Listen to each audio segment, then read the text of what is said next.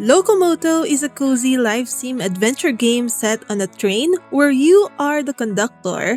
The game is launching on Steam on April 8, 2025 and will arrive on Switch later this year. I have been given a copy of this game ahead of its release, making this video possible. But this is not a paid sponsorship and all thoughts shared in this video are my own. Now let's talk about the things you can do in this game. You are the conductor of a train, and the gameplay will revolve around traveling across different parts of the map while ferrying passengers and packages and fulfilling quests. I love the character customization in the game. There are a lot of options that you can mix and match to make your own character truly unique.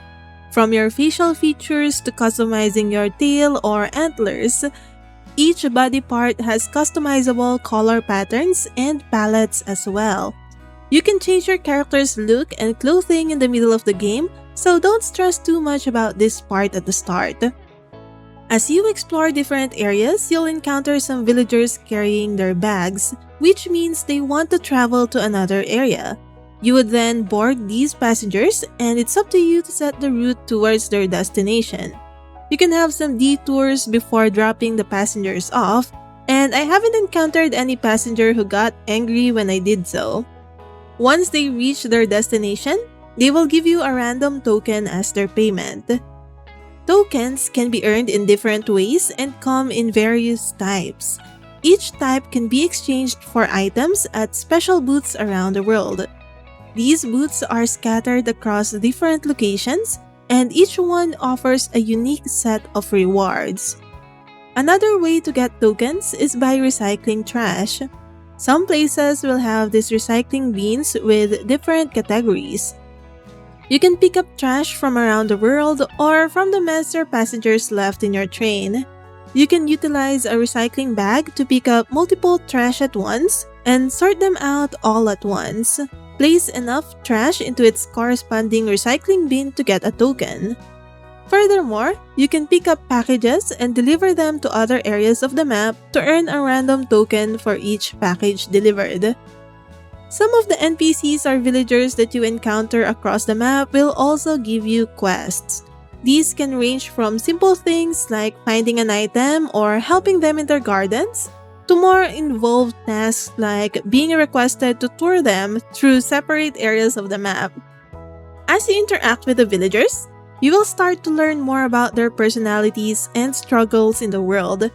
But don't expect a deep relationship progression in this game. To get your train moving, you'll need to fuel it with coal. The amount you use affects your speed, but don't overdo it. Too much coal will overheat the train and slow it down.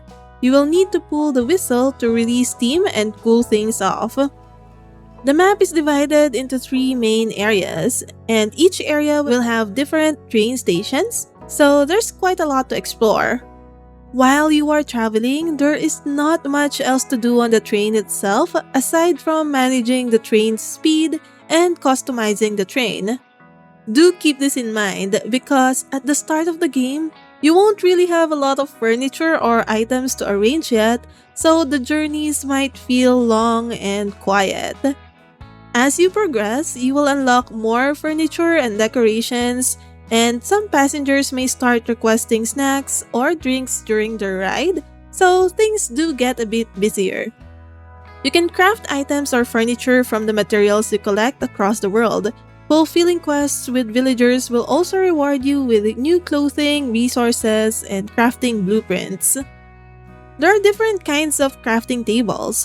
The one on your train uses 4 materials, but other crafting stations around the world can use 6, which lets you make better items.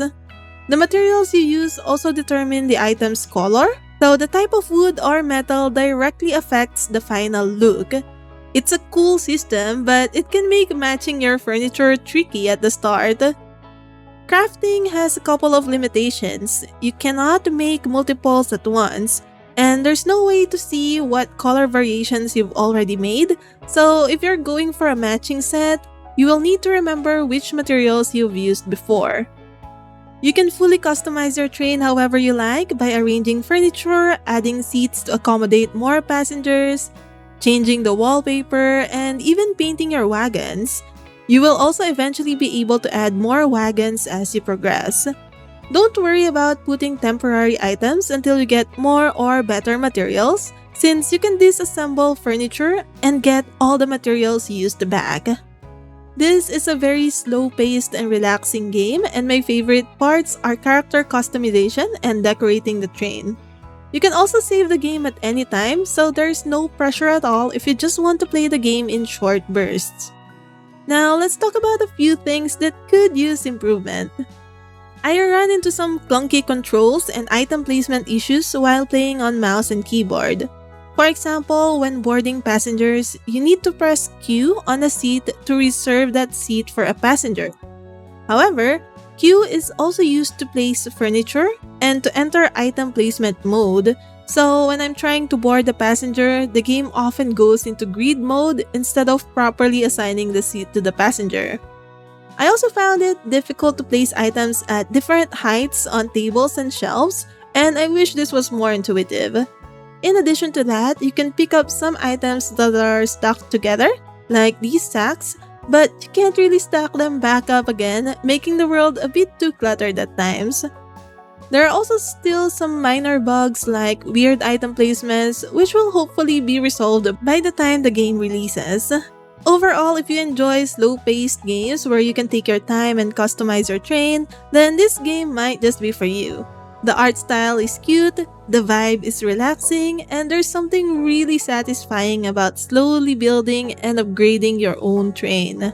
The lo-fi soundtrack ties it all together perfectly.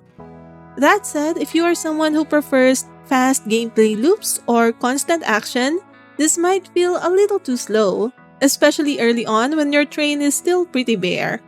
The controls also take a bit of getting used to, and the crafting and item placement systems could definitely use some polish. So, does Locomoto sound like your kind of game? Let me know your thoughts down below. And if you are into cozy games like this, check out this next video to discover more gems to add to your wishlist.